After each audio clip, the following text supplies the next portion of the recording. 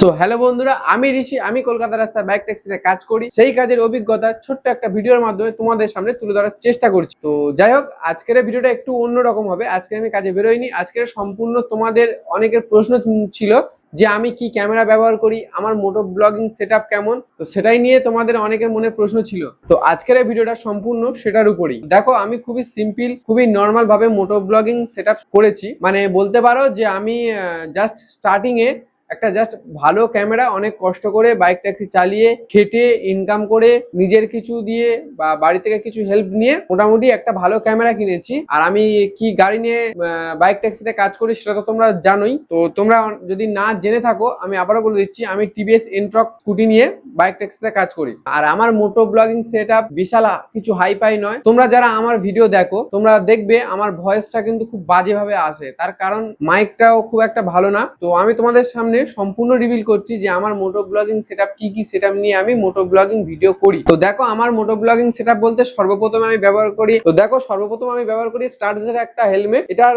দাম নিয়েছিল আমার কাছে ওই 1700 টাকা সামথিং কিছু এরকমই নিয়েছিল। তো হেলমেটটা আমি নিয়েছিলাম আজ থেকে প্রায় 7-8 মাস আগে। যাই হোক, আর তার সাথে একটা রয়েছে হেলমেট মাউন্ট। ঠিক আছে, এর দামটাও আমি বলে দিচ্ছি। আর মেন যে জিনিস যেটা দিয়ে আমি ভিডিও বানাই, আর যেটা ছাড়া তোমরা আমার ভয়েস শুনতেও পাও না, যে খারাপ ভয়েসটাও যেটা আছে সেটাও যে তোমরা শুনবে, সেটাই হচ্ছে এই মাইকটা দিয়ে। আমি সবটার প্রত্যেকটা জিনিসের দাম বলে দিচ্ছি তোমাদের কাছে।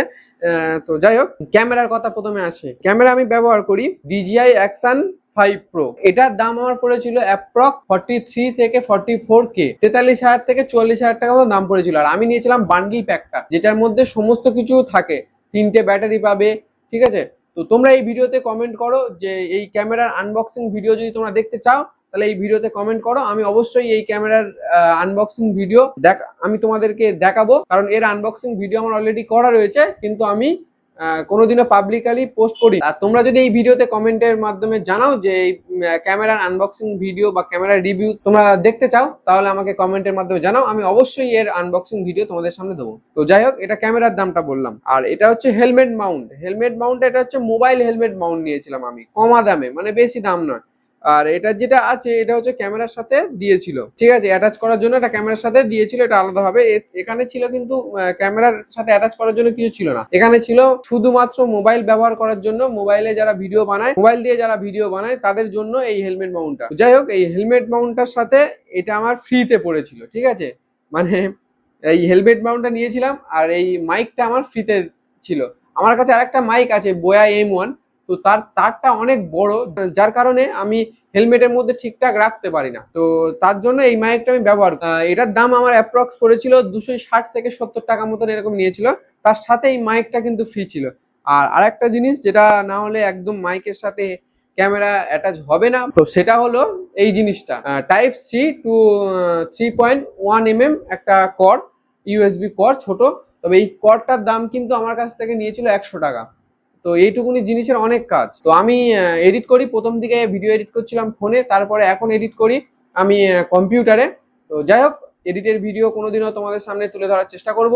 আর যদি বলো টোটাল কত টাকার সেটআপ নিয়ে আমি মোটো ব্লগিং সেটআপটা করেছি, তো তোমরা হিসেব করে নাও। মোটামুটি 1700 টাকা হেলমেট, ক্যামেরাটা নিয়েছিল 43 থেকে 44K, মানে 43,000 থেকে 44,000 টাকা। এবারে এর সাথে আরো অনেক জিনিস দিয়েছিল।